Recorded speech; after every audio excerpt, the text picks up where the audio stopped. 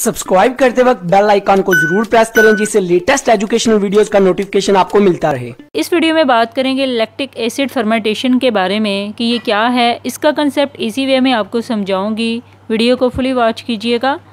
तमाम सब्सटेंसेस की chemical breakdown होती है, जैसे कि ग्लूकोज मॉलिक्यूल होते हैं, इसकी केमिकल ब्रेकडाउन होती है जो कि माइक्रो ऑर्गेनिजम्स करते हैं, जैसे कि बैक्टीरिया और यीस्ट वगैरह हैं।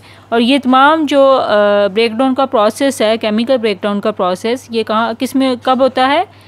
एनारोबिक रिस्पिरेशन में होता है। और एनारोबिक रिस्पिरेशन क्या है? जिसमें ऑक्सीजन इन्वॉल्व नहीं, यानी एब्सेंस ऑफ ऑक्सीजन है। इस रिस्पिरेशन में ये प्रोसेस होता है।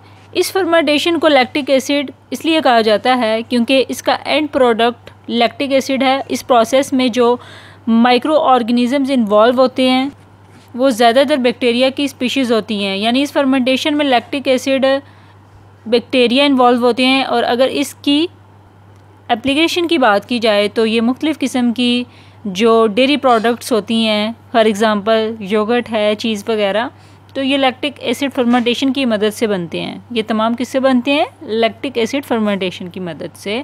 और इसी तरह जो दूध आप अक्सर देखते ख़राब हो जाता है, तो इसका टेस्ट भी आप देखेंगे चेंज हो जाता है, इसका टेस्ट खट्टा हो जाएगा। और ऐसे क्यों होता है? ये भी लैक्टिक एसिड की वजह से होता है। आई होप आपको इसका कंसेप्ट क्लियर हो गया होगा। For more informative and latest video kindly subscribe my channel.